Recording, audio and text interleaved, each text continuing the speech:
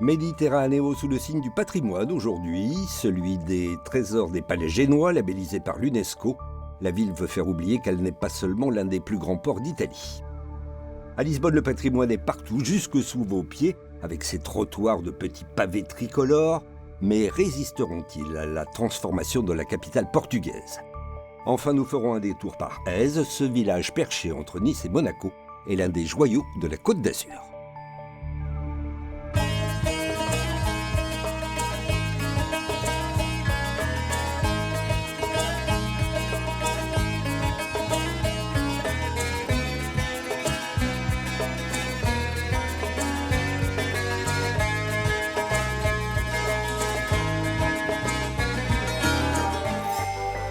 Depuis des siècles, le port a fait la richesse des marchands et aristocrates génois. À chacun son palais ou presque, la ville en compte 42 situés dans le centre historique. Leur récente mise en valeur dans le cadre d'un projet de développement urbain attire maintenant étudiants et touristes.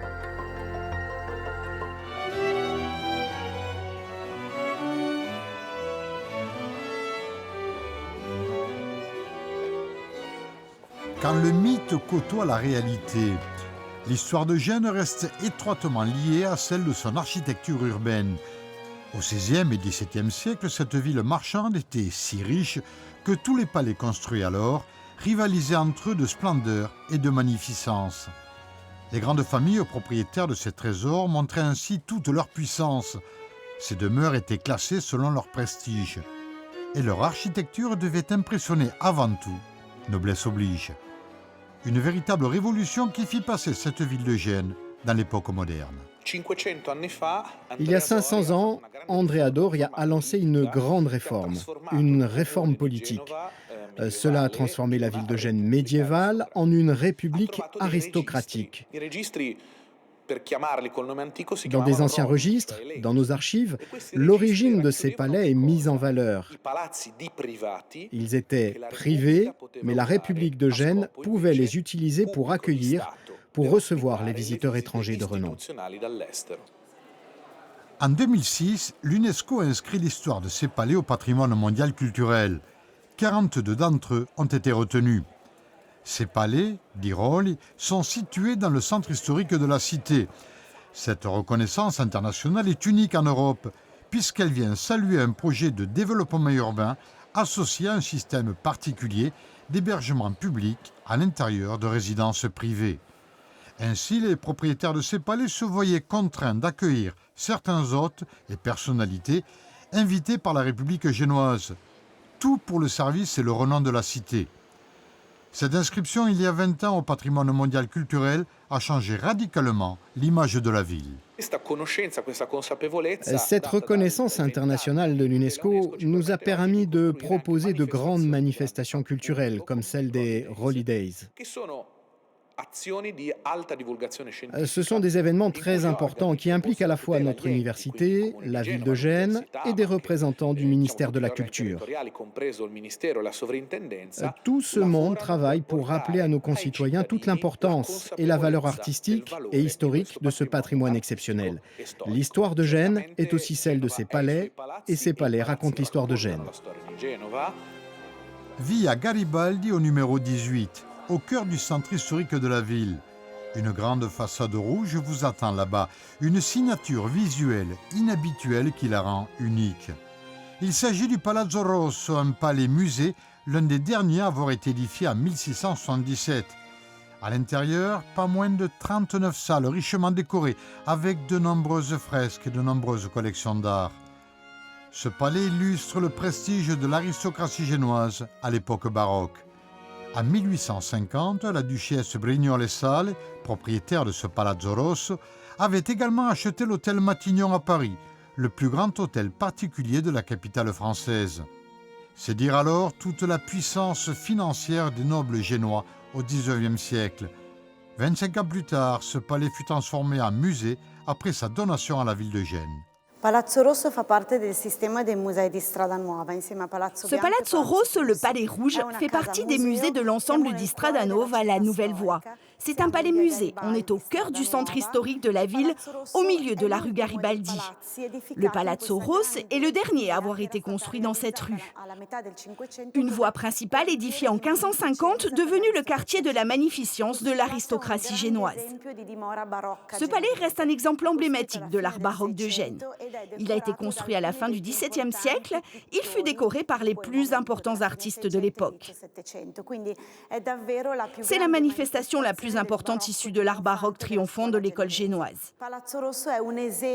Le Palazzo Rosso est le meilleur témoignage pour comprendre comment on vivait au temps des splendeurs de cette grande aristocratie. C'est l'un des palais les plus riches, avec ce mobilier impressionnant, ces portraits des propriétaires, réalisés par les plus grands peintres d'alors. Ils montraient là leur richesse et leur pouvoir. L'aristocratie génoise faisait partie en ces temps-là des plus opulentes en Europe.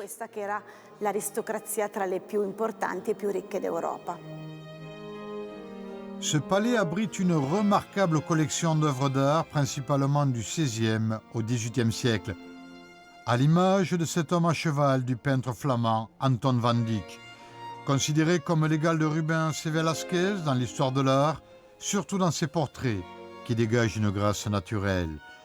Durant le siècle d'or hollandais, riche en peintres exceptionnels, Anton van Dyck fut l'un de ses plus brillants représentants.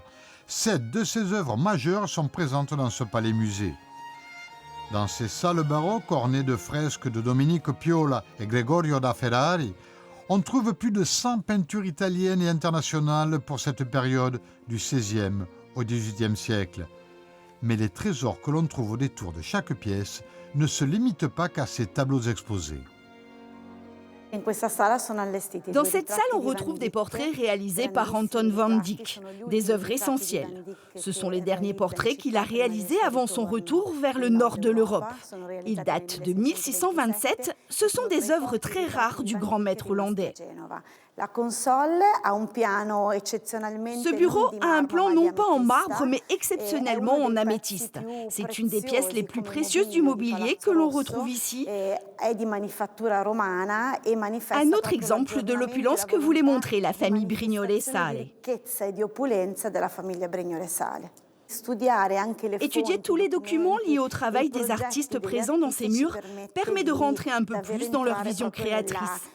Être la conservatrice de toutes ces collections, c'est un privilège en tant que chercheur que l'on vit au quotidien. En valorisant son histoire, la ville de Gênes a durablement modifié son image à l'international. La reconnaissance par les services de l'UNESCO de la valeur patrimoniale de tous ces palais n'a fait qu'accentuer cette tendance. Aujourd'hui, cette cité n'est pas seulement reconnue pour son activité portuaire, mais aussi de par son histoire et sa culture. Des journées découvertes sont régulièrement organisées, des manifestations qui attirent toujours un public nombreux et des plus diversifiés. Les Holidays représentent un moment important de notre saison touristique. Les visiteurs qui viennent pour cette manifestation ne sont pas seulement de la région de Gênes, mais aussi d'ailleurs. Nous avons même des touristes internationaux. Toute l'année, nous préparons ce rendez-vous. Ce sont vraiment des journées que tout le monde attend. Il est évident que la reconnaissance de notre patrimoine, il y a 20 ans par les services de l'UNESCO, fut fondamentale pour positionner la ville de Gênes comme une destination culturelle et touristique.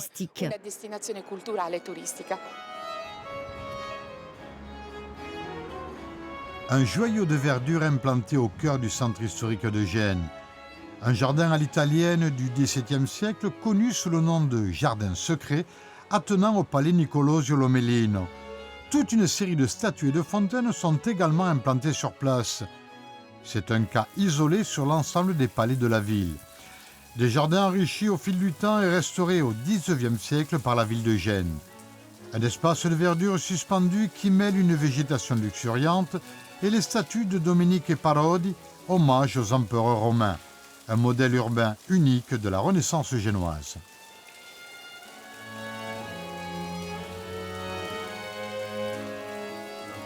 Ce qui caractérise d'abord ces deux jardins, c'est qu'ils sont encore vivants aujourd'hui, grâce aussi à une galerie qui les relie.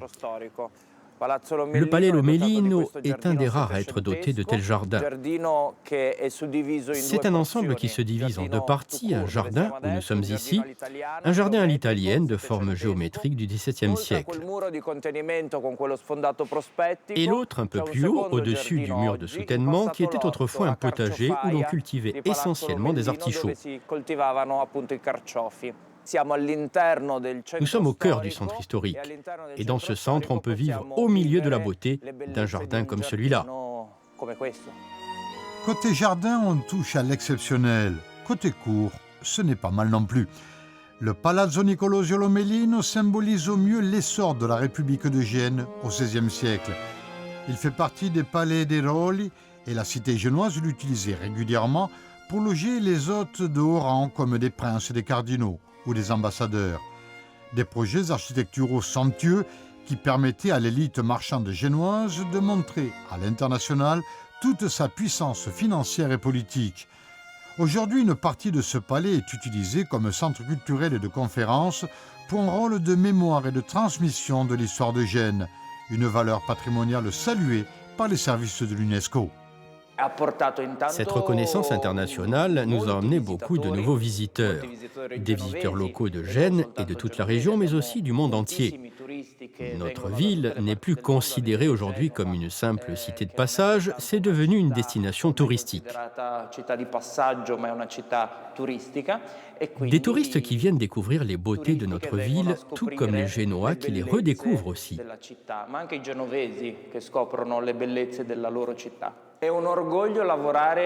C'est vraiment un orgueil que de travailler dans le beau.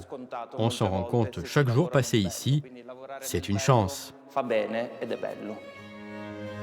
La République de Gênes a dominé pendant des siècles une grande partie du commerce méditerranéen et a joué un rôle essentiel dans les finances internationales entre le XIIe et le XVIIe siècle.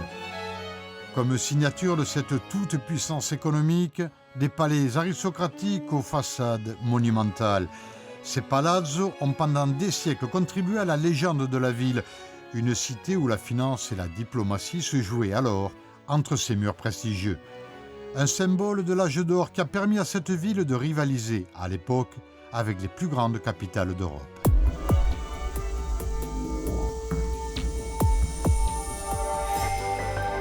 Les trottoirs de Lisbonne sont le fruit d'un savoir-faire artisanal typique de la ville.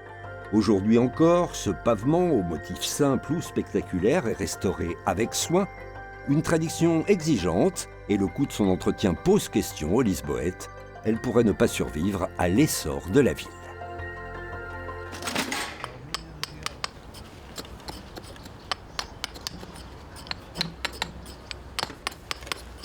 C'est une affaire de minutie, de précision, d'inspiration et parfois d'adaptation.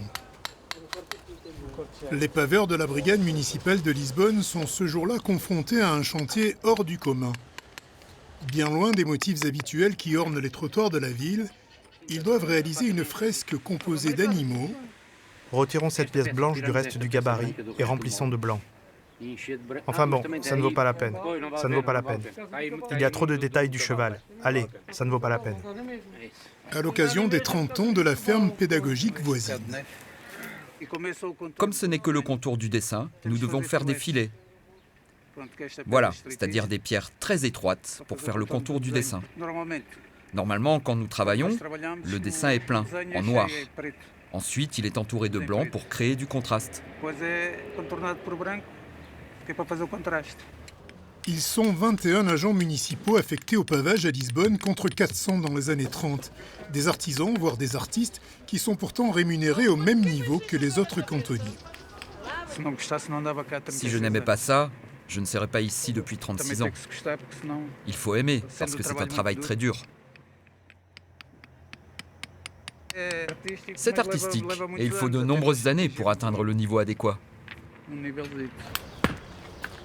La compacte brigade des paveurs s'occupe généralement de l'entretien courant, dans une ville où la calçade à la chaussée portugaise est omniprésente et où les calceteiros, les paveurs, ont même leur statut. Dans tous les quartiers de la capitale, les trottoirs, les places sont modelés par les cubes de calcaire noirs et blancs. une immense mosaïque urbaine, apparue au XIXe siècle à Lisbonne et qui s'est ensuite répandue au Brésil, en Angola ou encore à Macao. L'historien Antonio Miranda est le spécialiste de la chaussée portugaise. Il connaît presque par cœur les milliers d'hectares de pavés lisboètes. La calçada remonte à 1841, au château Saint-Georges. Mais en réalité, c'est sur cette place où nous nous trouvons, le Rocio, que la chaussée portugaise va devenir mondialement connue. C'est le premier espace public de grande envergure où ce type de pavage est appliqué, avec en plus un motif très particulier. Ces vagues, que nous appelons haute mer, qui produisent un effet optique très singulier et qui a très tôt attiré l'attention de tout le monde. Lorsqu'il se balade dans Lisbonne, Antonio Miranda a rarement le nez en l'air. Car au sein même de motifs classiques se cache parfois un oiseau, une fleur, un sourire, autant de détails discrètement disséminés par les paveurs au fil des années.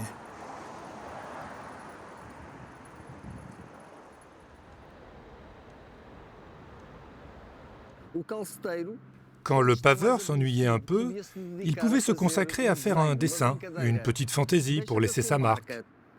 Cela avait un avantage. Il montrait au reste de l'équipe son habileté à manier la pierre, et cela a permis de créer toute une série de petits éléments que l'on retrouve dans la ville et qui nous mettent de bonne humeur. Des clins d'œil qui deviennent aussi des enseignes publicitaires, comme ici, sur l'emblématique Largo do Rato, la place du rat, où devant un café, une petite souris tient depuis des années le haut du pavé.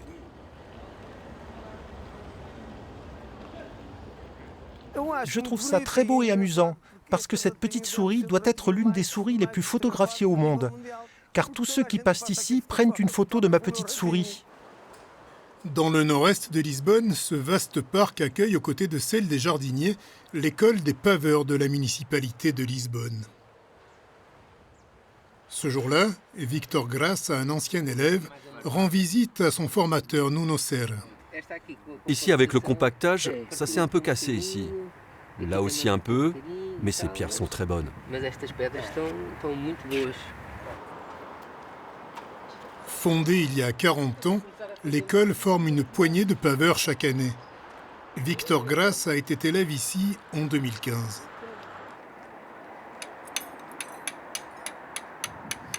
Allez, Victor, tu veux faire ce coin-là, et moi je fais celui-ci.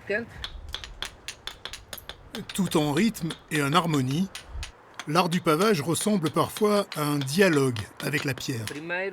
D'abord, nous leur apprenons à comprendre la capacité plastique de la pierre. Comment peut-on distinguer une bonne pierre d'une mauvaise pierre?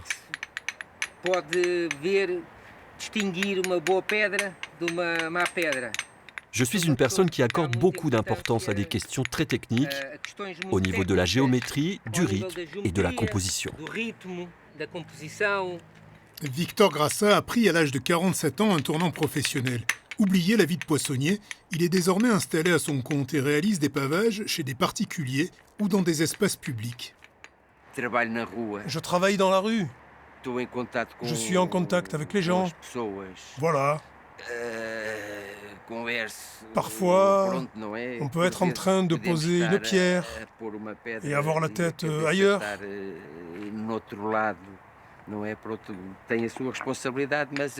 On a des responsabilités, bien sûr, mais c'est des responsabilités plus douces, plus légères. La formation dure 1 an et demi. La plupart des élèves sont des chômeurs de longue durée qui ne resteront pas forcément dans une profession en manque de vocation. L'objectif à la création de l'école était de renouveler les équipes de paveurs de la mairie de Lisbonne. Malgré cela, nous devons encore recruter davantage, car la moyenne d'âge des travailleurs de la mairie tourne autour de 51 ans. Nous continuons donc à en avoir besoin et nous avons beaucoup de difficultés à faire venir des gens pour suivre la formation et à les intégrer ensuite dans les équipes municipales.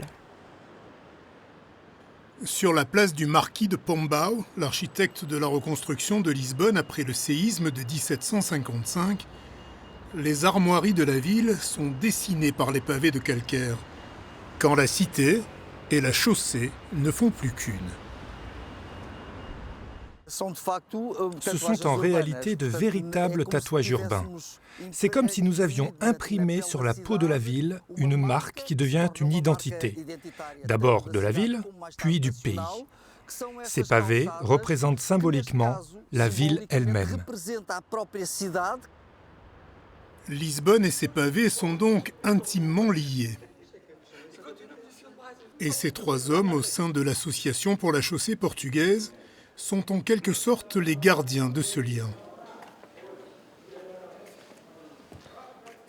Ils veillent jalousement sur cette collection de gabarits de plus de 3000 pièces. Les gabarits originaux qui ont permis de dessiner les motifs sur les rues et les trottoirs. C'est une sorte de caverne d'Ali Baba, où notre grand trésor est ce répertoire de gabarits, dont beaucoup étaient déjà oubliés, et que nous retrouvons parfois par hasard en consultant de vieux livres. Ils ont transformé cet entrepôt en conservatoire. Les gabarits sont généralement en bois et sont parfois victimes d'insectes xylophages. En quelques années, si rien n'était fait, la dégradation de ces gabarits serait irréversible et ce serait une perte impardonnable pour notre patrimoine. Nous sommes en présence d'un patrimoine unique pour la ville de Lisbonne, et même à l'échelle mondiale. Ici aussi, il y a des panneaux indicateurs pour s'y retrouver dans ce dédale d'étagères qui abrite des pièces parfois spectaculaires.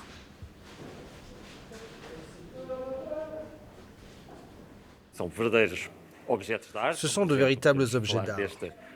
On peut parler par exemple de cette rosace ou d'autres éléments présentés ici, qui sont des pièces uniques en tant qu'œuvre d'art. Et en plus, elles servent.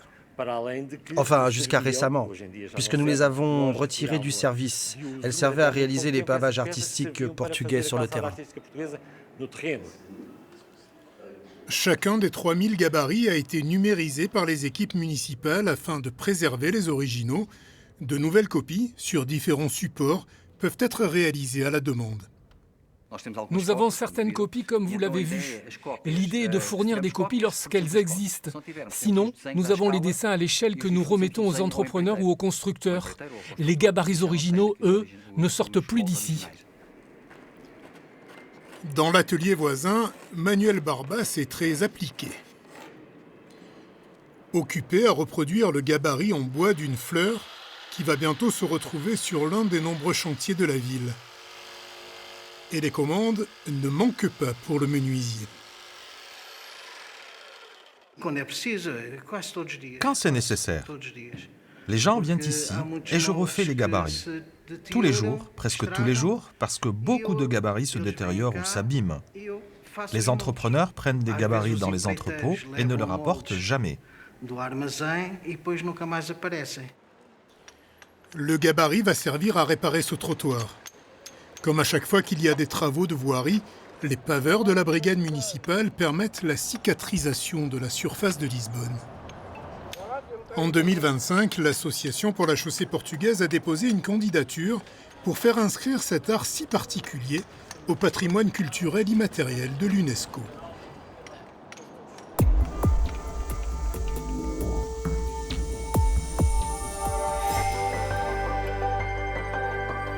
Et c'est dans un village médiéval que nous nous rendons à présent. Èze, sur la Côte d'Azur, offre une vue unique sur la Méditerranée, dans un cadre historique.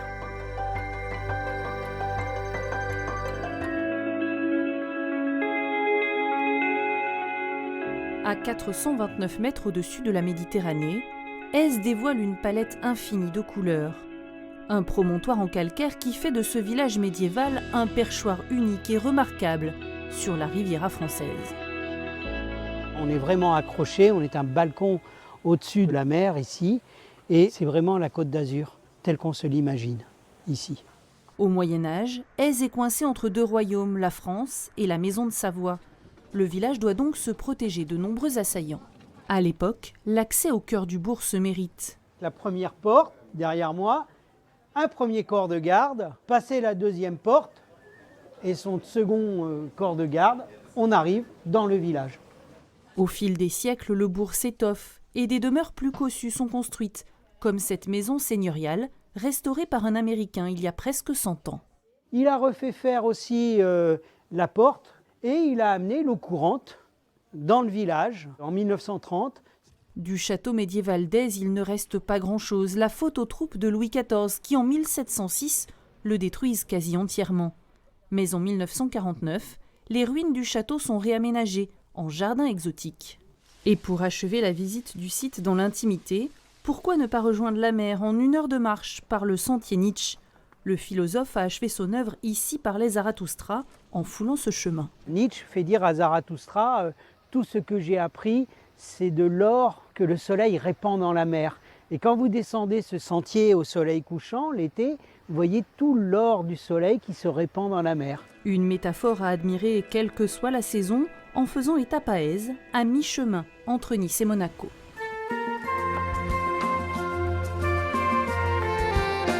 Et c'est la fin de ce Méditerranéo. À bientôt pour de nouvelles aventures en Méditerranée.